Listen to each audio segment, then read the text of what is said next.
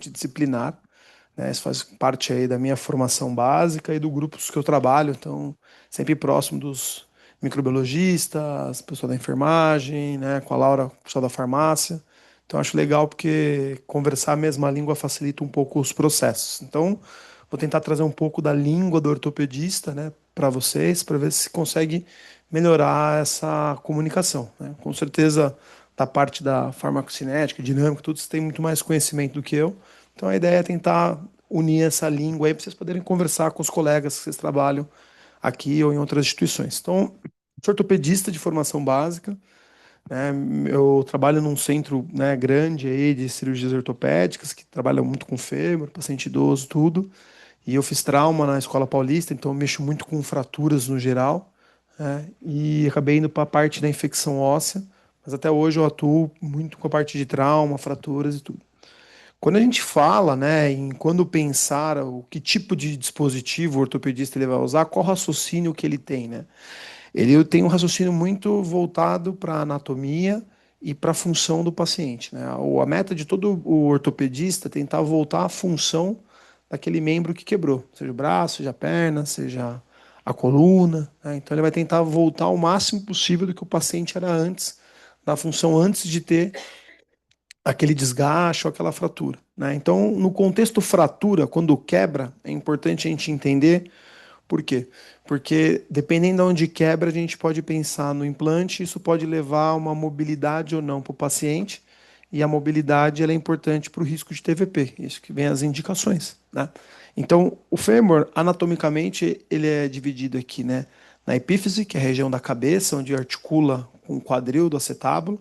Então, quando a gente tem as artroses, né, faz a reconstrução dessas duas regiões.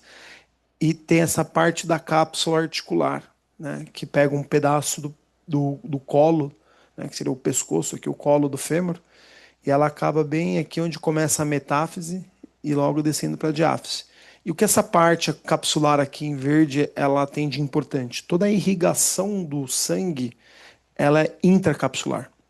Então, quando tem uma fratura nessa região, que tem algum desvio, bem provável que eu vou ter uma interrupção dessa vascularização. Então a tendência é que depois que quebra, isso morre. Então a taxa de osteonecrose pós uma fratura de colo desviada é quase em 30%.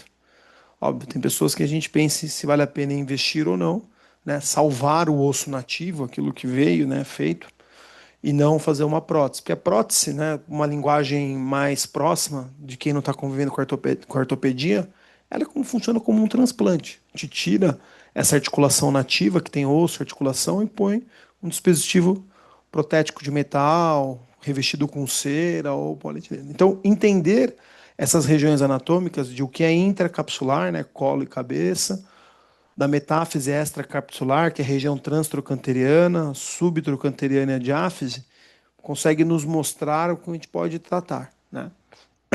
Então, quando a gente tem uma fratura intracapsular, que é uma lesão aqui, ó, que machuca nessa região, que tem toda aquela irrigação dos vasos, tudo, a gente tem um alto risco de necrose. Então, porque os vasos se lesionam, eles não necessariamente se regeneram, então mesmo que eu reconstrua, em 2 anos isso pode se desfazer. Então, num paciente idoso, normalmente, a gente opta para fazer uma reconstrução com modo prótese, que muitas vezes vocês vão ver esse raio-x aqui.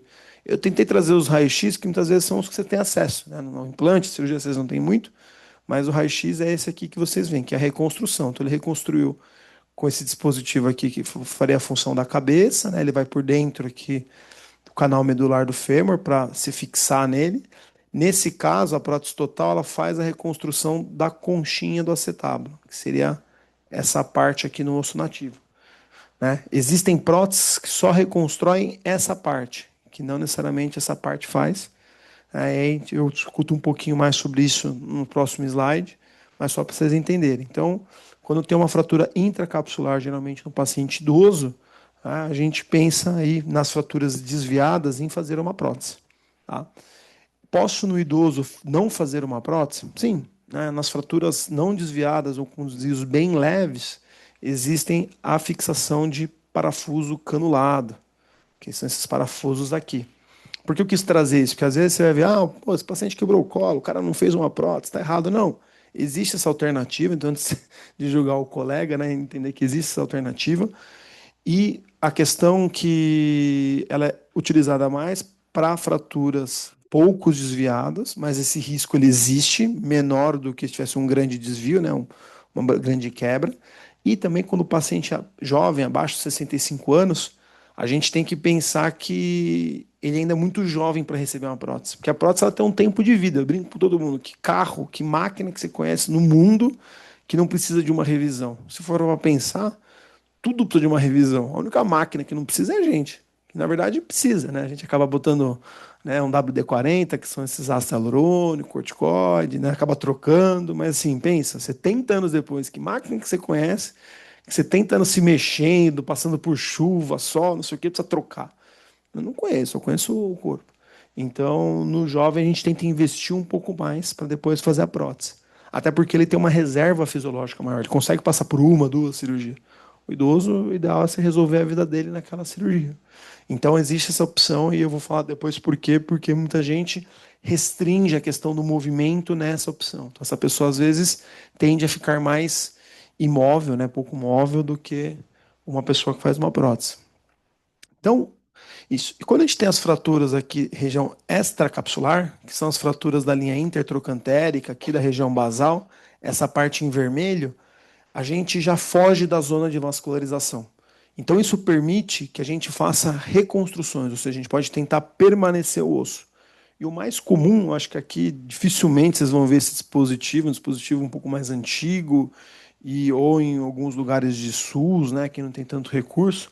Hoje em dia se usa muito mais as hastes cefalomedulares, que é esse pino dentro do canal medular, que vem um parafuso travando a fratura, né, que são as osteossínteses, nas reconstruções. O parafuso canulado ele também entra como o termo osteossíntese de reconstrução. O osteossíntese é reconstruir, ou seja, não é substituir, mas esses dois eles são os mais comuns nessas fraturas extra-articulares. Né? Existem outros, como algumas placas, alguns dispositivos, mas os mais comuns são esses dois que vocês vão encontrar aí nos raios-x. Tá?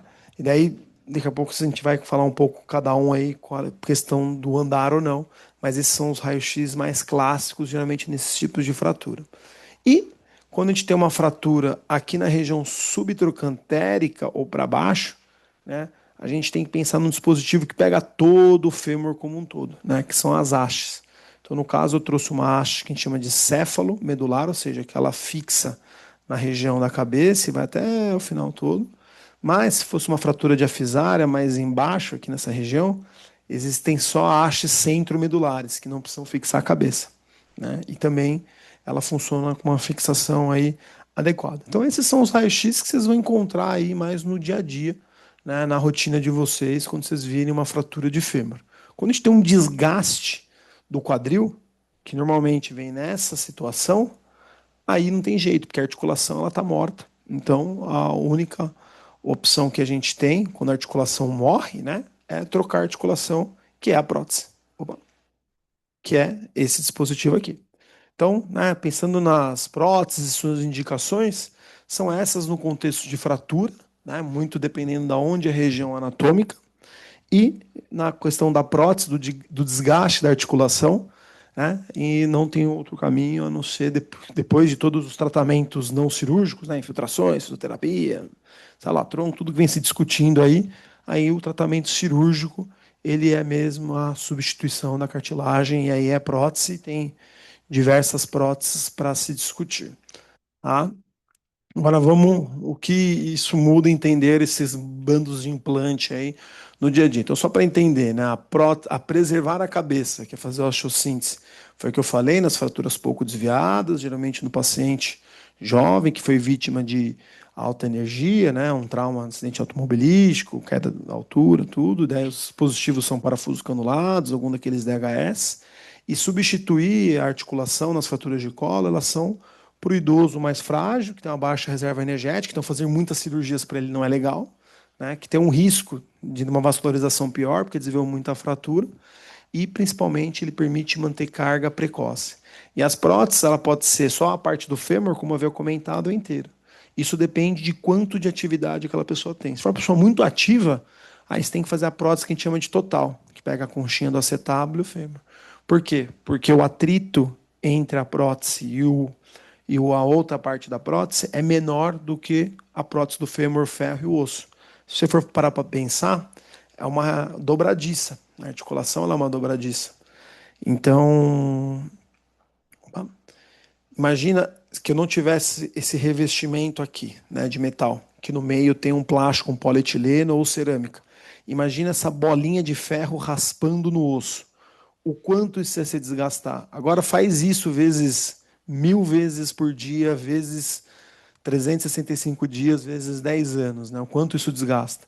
Então, quando a pessoa tem uma atividade muito intensa, tudo, opta muito para fazer a substituição dos dois implantes para você ter um menor desgaste, menor dor, uma melhor qualidade. Já um paciente, um Alzheimer grave, algo que ele não vai se locomover muito, algo que ele vai dar 3, 4 passos por dia, aí não é um pecado você pensar em fazer só uma prótese do fêmur para manter o comprimento, um bom alinhamento e uma pequena deambulação.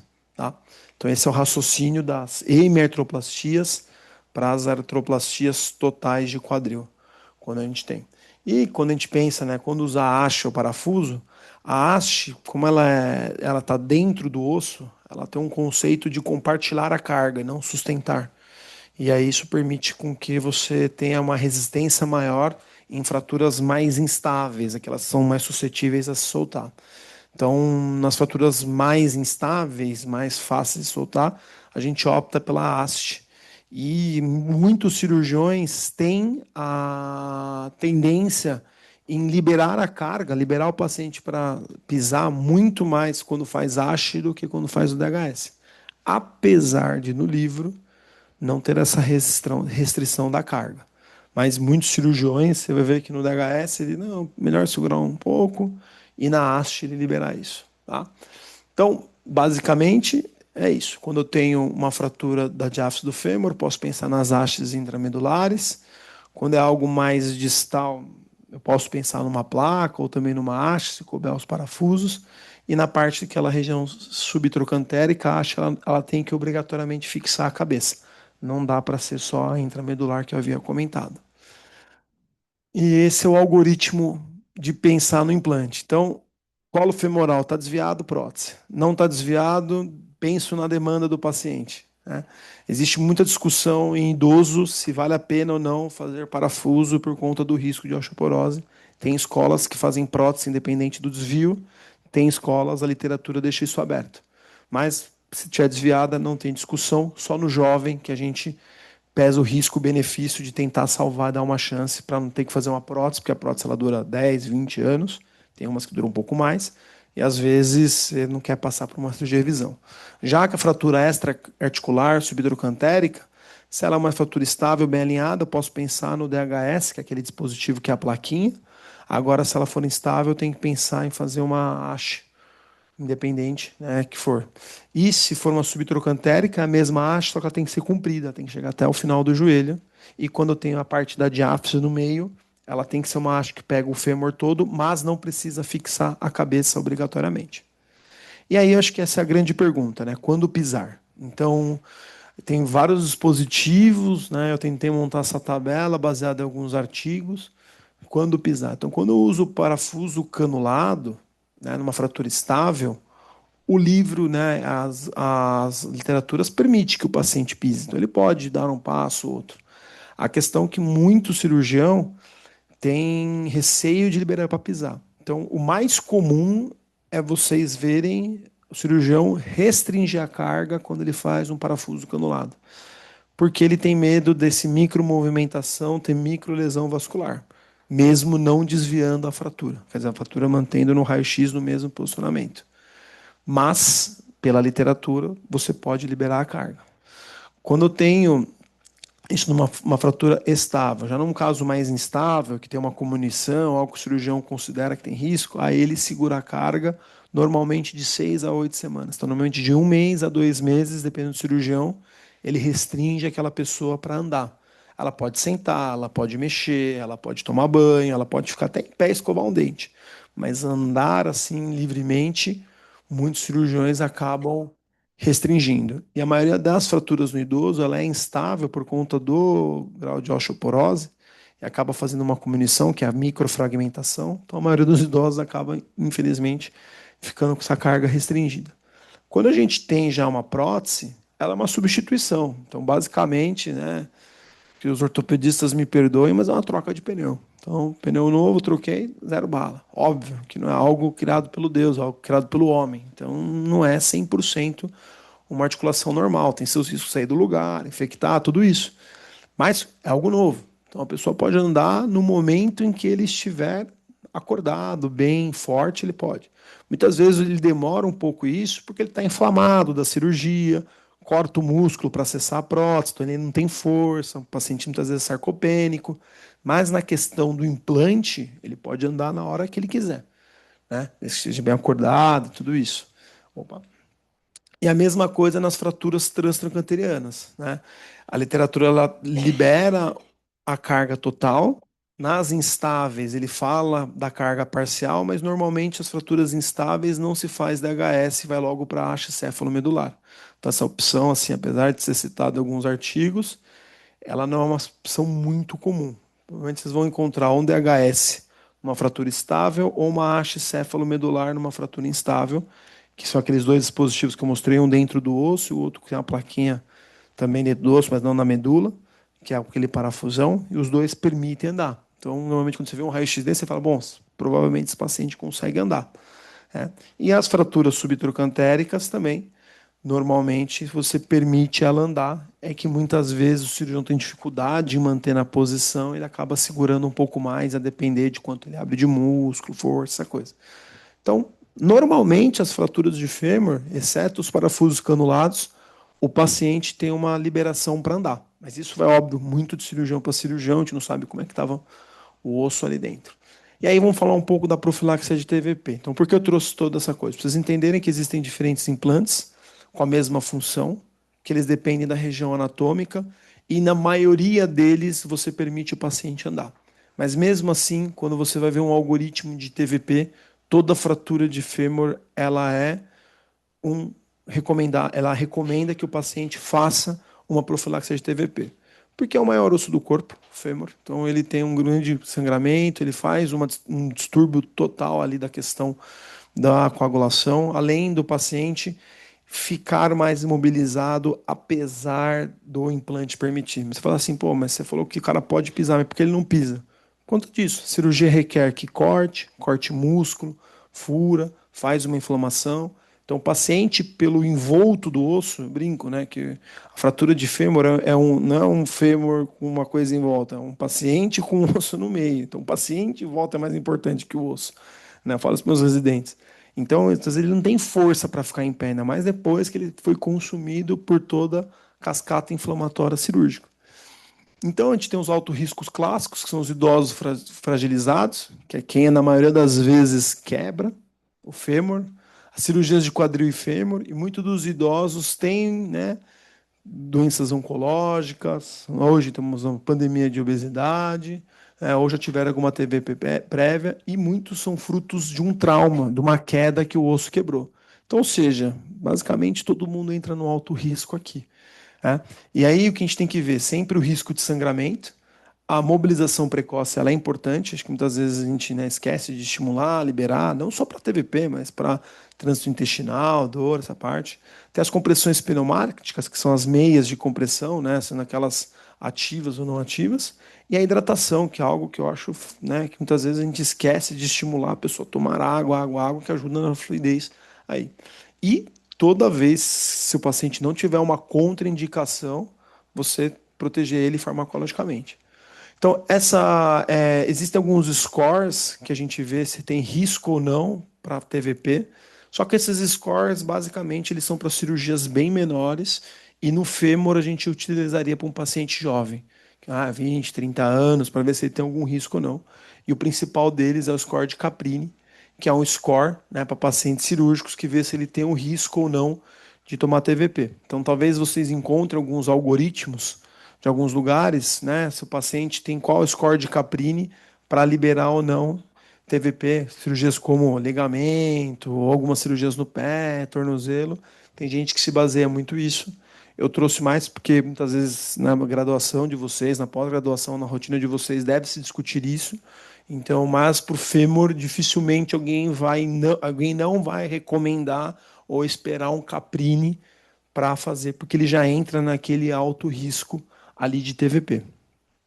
Então, um fluxograma que eu tentei montar ali junto com o chat GPT de quando fazer. Então, basicamente, o paciente tem alguma contraindicação absoluta, né? Se sim, você vê se o risco hemorrágico e tentar otimizar as outras formas de TVP, mecânica, hidratar, tudo. Se ele não tem, né, você vai direto e tudo que é citado na literatura é a enoxaparina, né? Desculpa, a heparina de baixo peso. Então, que é a heparina mesmo, ela é o padrão ouro aí dos tratamentos aí de profilaxia para TVP. Então, todos os trabalhos sempre comparam. Hoje estão saindo mais comparando com a Enoxa e com a Rivaroxabana e os outros. Basicamente, então, se eu tenho uma fratura do fêmur proximal, né, qual a ideia? Você entrar com todas as medidas necessárias, desde que o paciente consiga cumprir. Às vezes a meia elástica não cabe nele, faz lesão, então, às vezes você não consegue, ele não consegue hidratar, às vezes ele tem sonda, o paciente pode ter um câncer que obstrui a digestão, então, todas as medidas você consegue. Normalmente, nós iniciamos 12 horas após a cirurgia, né, a profilaxia é o ideal.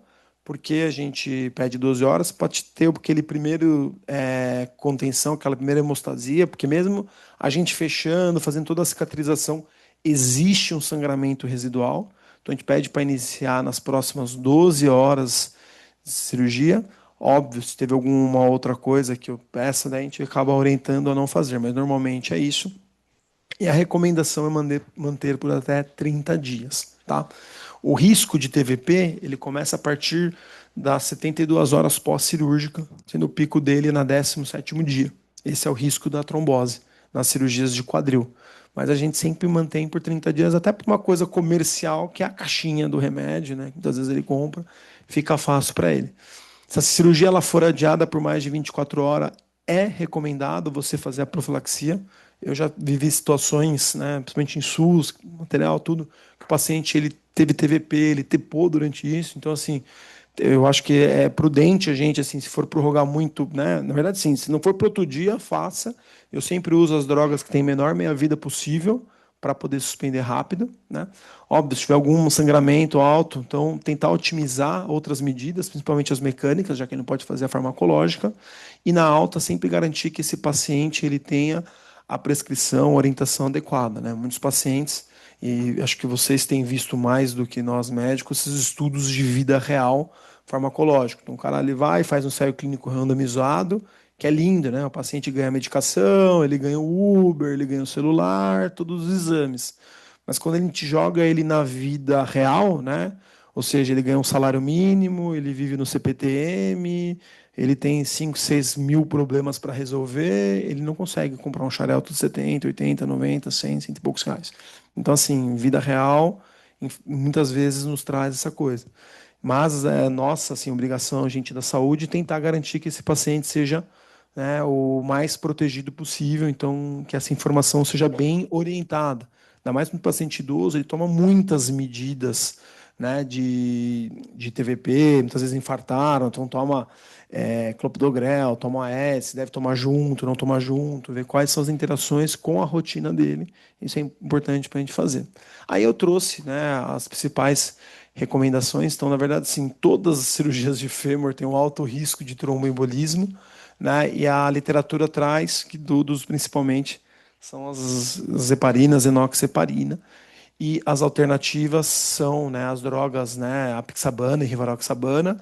E uma outra droga que vem aparecendo muito nos estudos é a aspirina, né? Então, o AS, né, ele tem um fator de proteção, TVP, né, muito maior do que as pessoas imaginam. Então, na minha rotina, em muitos lugares, eu uso a AS como rotina, como profilaxia de TVP, até porque é uma droga acessível no SUS. O paciente vai lá, pega de graça, toma e pronto. Então, eu não tenho medo de dar S não como profilaxia de TVP, né? Apesar de nas rotinas em muitos serviços particulares, né, a rotina é após a deshospitalização, as drogas orais, como rivaroxabana e apixabana. Cada uma tem um perfil de farmacocinética diferente, toma duas vezes, uma vez. Uma aceita uma função renal um pouco mais alterada, a outra não. Então, isso, e normalmente se mantém nesse período de 28 a 35 dias, né? Então, você vê que esse padrão aí em todas as cirurgias do fêmur não muda. Então, os casos vocês verem um paciente que operou o fêmur sem nenhuma profilaxia de TVP, vale a pena investigar. Então, eu, né, se eu fosse da equipe da farmácia clínica ali e visse que o paciente no hospital ou na alta não tivesse nenhuma profilaxia de TVP, eu questionaria o porquê. Será que ele tem alguma contraindicação absoluta? Ou será que realmente houve, né, um descuido aí da equipe?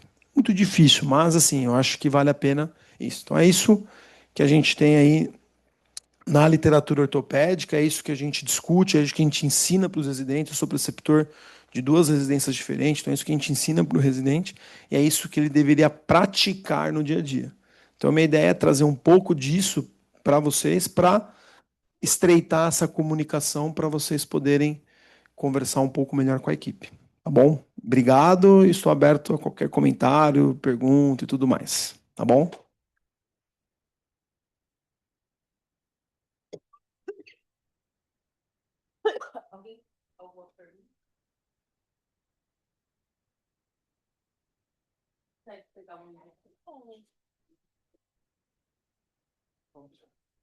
Oi, bastante interessante. Obrigado pela palestra. Eu fiquei com uma curiosidade. No uso da aspirina, agora que você mencionou no final como profilaxia, qual posologia você prescreve normalmente? Os trabalhos falam de 300 miligramas dia. 105 300? 300, 150 de 12 em 12.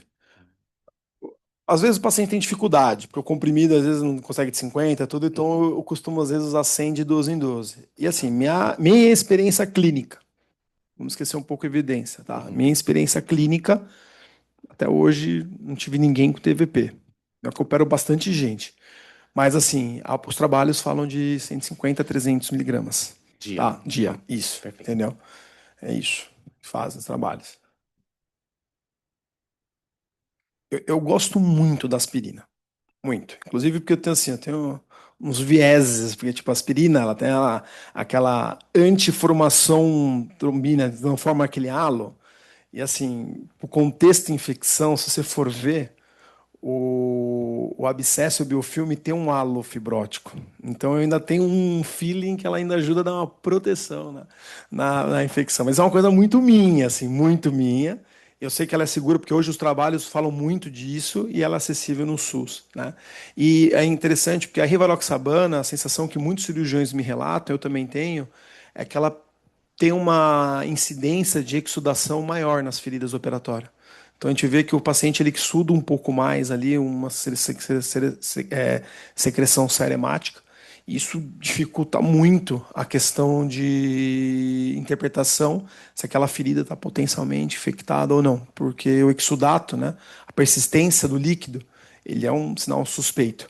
Então, também, assim, eu gosto por causa disso, né? Eu uso muito no paciente infectado. Osteomielite é um fator de risco, aumenta em mais de 3 vezes o risco do paciente ter TVP. Então, eu acabo usando muito a aspirina, porque me ajuda a ter meu controle. Mas isso, mas assim, conceitos, esquece isso que eu te falei, só por estamos entre pesquisadores, entre membros da saúde, uma coisa aberta. Até que eu não botei no meu slide isso com disso, mas eu tenho essa coisa com a aspirina. Mais alguma pergunta, gente? Não? Thomas, obrigado mais uma vez. E a gente se encontra lá no Unifesp. Obrigada, pessoal. Gente, obrigado.